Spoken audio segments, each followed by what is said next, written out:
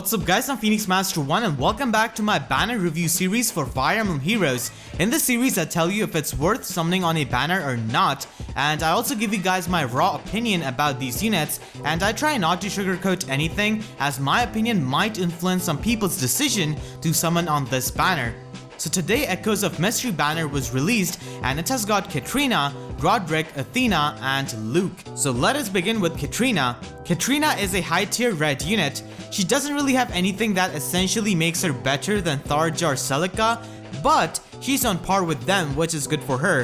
Her stats are identical to Tharja's and she basically has same offensive stats as her, but more resistance and less defense. However, there's one thing which she can do which Tharja and Celica cannot do, and that is be a magic check due to her high resistance. She can run Red Tomebreaker to deal with popular red mages in arena, and she can already take care of green mages due to her naturally high resistance. Sure, Sanagi is a great magic check and she is a much better green mage check actually due to her Triangle Adept.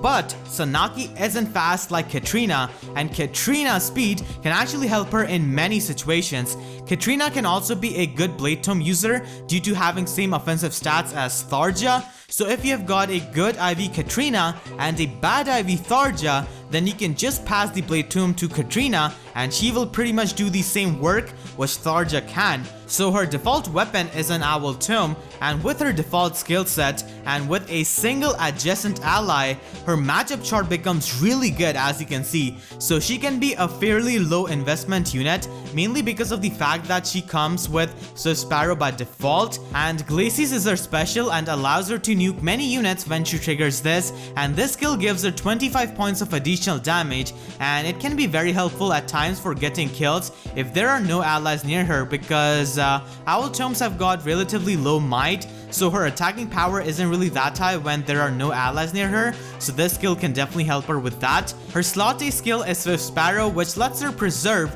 her amazing resistance while giving her more attack and speed, unlike Life and Death. I didn't really think that intelligent systems would give any usual units the skills of a limited edition unit like Bunny Lucina, but it's really great that these units added into our usual roster can also have those limited edition skills. Swift Sparrow is a very good skill and makes her an amazing unit out of the box, meaning that even if you do not invest in her with skill inheritance mechanic, she can still do work.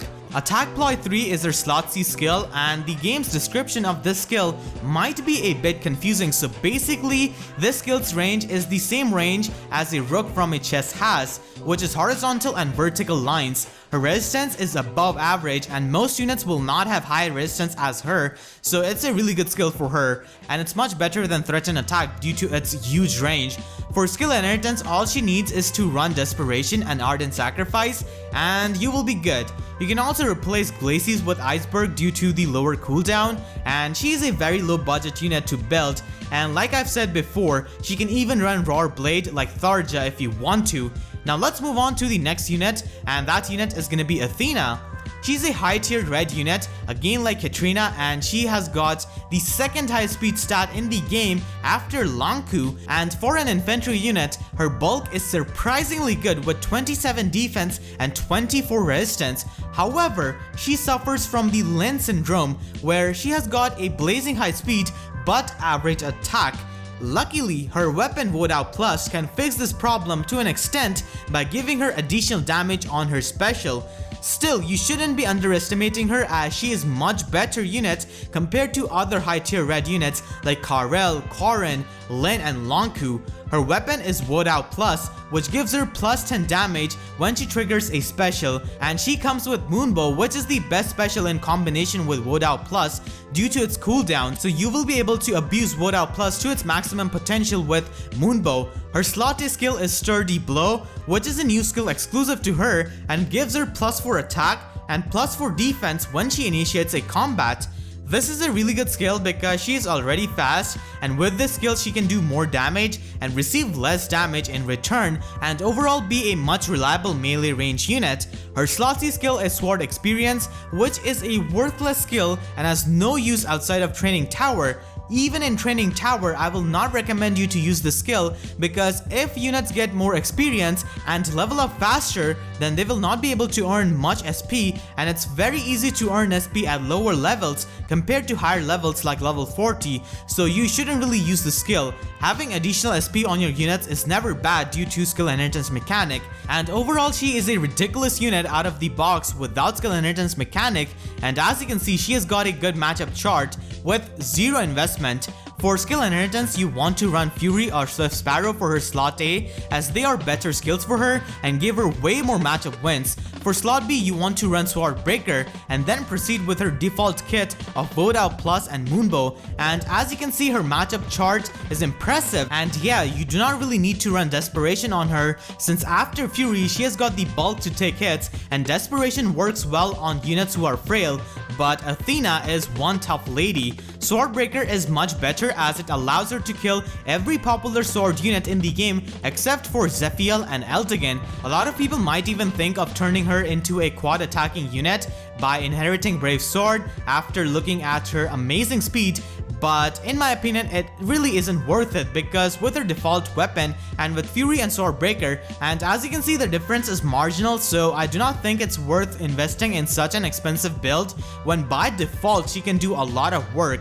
Now let's move on to Roderick. He's a Blue Lance Cavalier unit with a unique weapon, Fire Sweep Lance Plus. He has got average stats in all departments, but the main focus is his speed stat, because due to his speed, he can abuse Fire Sweep Lance Plus and double many units and do a lot of damage, unlike Faye, who has got Fire Sweep Bow Plus but abysmal speed. Roderick actually has got the highest speed stat for a Cavalier unit. He's a fantastic poking unit due to his decent offensive stats and Fire Sweep Lance Plus. Fire Sweep Lance Plus makes it so that opponent cannot counterattack when this unit attacks them, but the downside to this weapon is that when this unit is attacked in the enemy phase, he will not be able to counterattack, and he will essentially be a sitting duck if you leave him on the front lines. This weapon also negates the skill Vantage. His assist skill is Rally Defense and Resistance, which is a unique assist skill exclusive to him and can be really good against teams where you have to put a distant counter ally like Xander or Camus in the range of your opponent, so rallying them with the skill will give them better survivability. Drag Back is a slot B skill, and it's amazing with his weapon because he can essentially poke a unit, do free damage, and bring that unit closer to your other teammates, and then you can proceed to finish off that weakened unit with your teammates. And even if he manages to kill an opponent, this skill can often bring him outside the danger zone of opponent, and that's good because like I've said before, with this weapon he becomes a sitting duck in enemy phase, so this skill helps him with that. Drive Defense 2 is another new skill which he has, and it's pretty much like Spur's skill but with 2 range and 1 less bonus. It's a really good support skill, however this skill will not boost the power of Blade Tomes just like Spur's skills, and this skill does stack up with this rally skill, so that's amazing. So overall, Roderick is a support god. His default kit is made so that he can poke units with Fire Sweep Lance Plus, get free damage on them, buff allies with his rally skills, bring weakened foes near teammates with Drag Back, and support teammates even more with Drive Defense 2. And if you compare him to Faye, who is another poking unit with Fire Sweep weapon, Roderick is light years better than her due to superior mobility, default skills, better speed, and attack. For skill inheritance, all you need to do is give him Life and Death 3 or 2 and Luna, and you will have a really good matchup chart where basically he gets free damage and kills. And if you thought this was ridiculous, you can actually pass his lance to Cordelia and she can become the best poking unit in the game with this weapon. Flyer Emblem indirectly got a very nice buff thanks to Roderick, and this weapon turns one of the squishiest flyers into a very safe poking slash killing unit. With this lance, Roderick and Cordelia can be great poking units, and their power only increases when you give them Hone Cavalry and Hone Flyer boost respectively. Now let's move on to the final unit, Luke. Luke, in my opinion, is the least impressive unit from this banner stat-wise. Outside of his skills, his stats are not really that impressive when Kain is there, who has got similar stats and has got 5 more speed than him with the same weapon. Kain also does a much better job in enemy phase due to having higher speed, and he can survive for longer. He's also a cavalier unit just like Luke, and in my opinion, Kain outclasses Luke.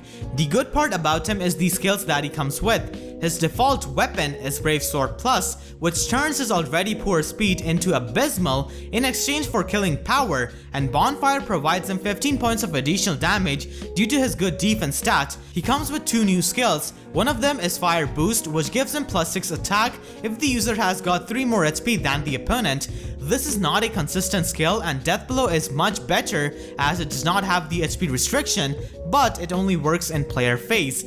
Fire Boost is also active in enemy phase and is good for high HP stat units like Xander and Camus, who can also counter attack at any range, but the problem is the HP restriction. If you use this in enemy phase, then obviously you're gonna be attacked and damaged, and you will most likely have less HP than your next enemy. So this skill has got short-term advantage, whereas Death Blow is consistent and more reliable. This skill can also be passed to healers, giving them an offensive skill. However, most healers have got a poor HP stat to meet the requirement of this skill, so that's a bummer. His slot C skill is Panic Ploy, which can counter buffed units, and it has got huge range, same range as the Rook from Chess in horizontal and vertical lines. Now this basically needs 1 HP less on opponents to be activated. This skill can potentially impact the metagame as it can counter Blade Tome users and Horse Emblem and Flyer Emblem teams and hinder them quite a bit and serve as a inconvenience for them. I'll explain the reasons why. You have to note that this skill is for offense, for human player use. In defense, this might not be very effective as AI is very dumb and can be manipulated very easily. However, if you're matched up against a team with all 4 units having this skill, you will have a tough time if you're running a lot of Blade Tome users. First of all, this skill's range is huge unlike threatened skills, and this skill is available on slot C, which is the most flexible skill slot and least overcrowded one, as it has only got few good options to begin with, and this skill is just a low risk skill. This skill requires only 1 high HP unit to support your whole team, and if you've got units with Savage Blow, then this skill has got good synergy with that skill because you'd reduce enemies' HP and increase the proc chance of this skill. You would say that Horse Emblem and Flyer Emblem teams can just run Goad and Ward skills, which are not affected by this skill. Well, if that happens, then Blade Tome users on these teams will suffer as Blade Tome users do not get the attack bonus from Ward and Goat skills or Spur skills. So if this skill impacts the metagame at all and forces these teams to run Ward and Goat skills, then the mounted Blade Tome users will have a lot of trouble. Also, Harsh Command does not work against this skill, as you can see by the footage on your screen right now. It cannot turn those penalties back into the buffs. This skill, due to its huge range, can also force you to change movement of your units and put them diagonally to avoid the range of this skill. But imagine if an enemy Reinhardt was chasing you as well on that map.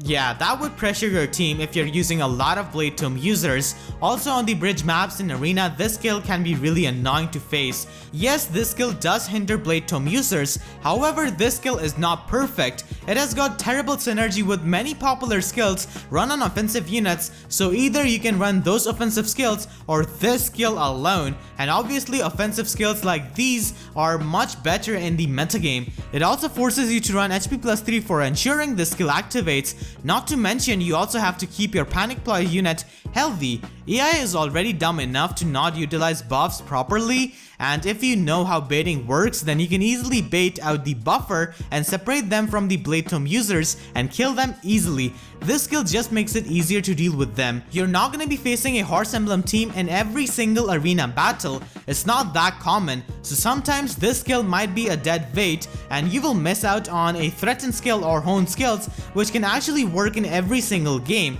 So those are the pros and cons of this skill. It's still a nice skill to have in my opinion and can make your arena runs easier if you face just way too many Horse Emblem teams in your arena runs. Let's hope that Luke becomes a 4-star unit after this banner ends so that many people can actually access this skill. Now that I'm done with analyzing these units, I will tell you guys my final verdict on this banner. I give this banner a rating of 8 out of 10. This banner has got good units, good skeletons fodder, good default kits, and good summon rate. You've got a 10.5% chance of getting a 5-star unit out of the redstones on this banner.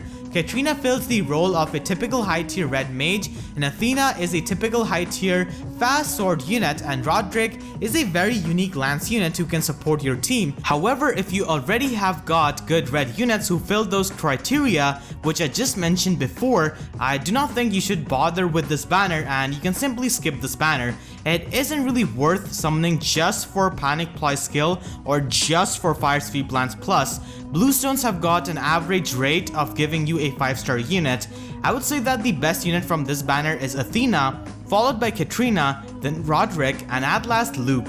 So hopefully this helps you guys on deciding whether to summon on this banner or not. And if you enjoyed, please be sure to leave a like and share this video with all your friends who are thinking about summoning on this banner. So with that being said, I'll see you guys next time. Thank you so much for watching and have a great day. Fight for my friends, fight for my friends, fight for my friends, fight for my friends. I fight for my friends.